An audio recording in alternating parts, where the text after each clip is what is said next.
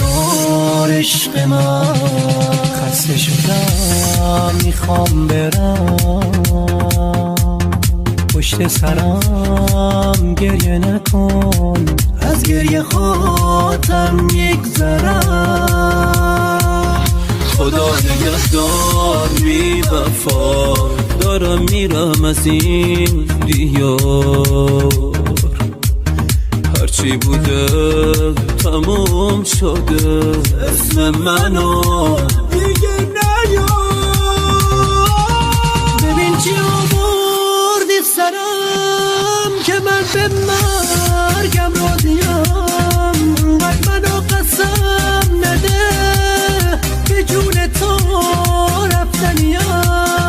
لیاقت همینه که تنهای تنها بمونی. واسه یه بارم که شده قدرمو شاید بدونی.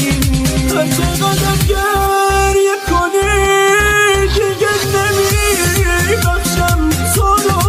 دریده های بی حیات چشمت تزارتم برو. به خیانت کردی و دنیا شده زندون من. ازت یادم میاد برو، چی میخوای تو از جون من؟ This is a surprise by Hamid and Amir Hamid. Arrangements by Maysam Akbari.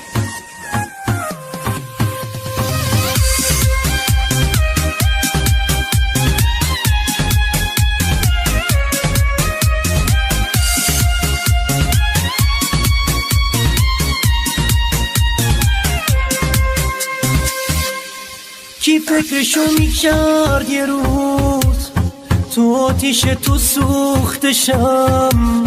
به خدا حق من نبود که اینجوری فروختشم. اون که زمین گیرش شدی به پای تو نمیشینه. یه روزی ترکت میکنه، رسم زمونه همینه. ببین چی آوردی سرم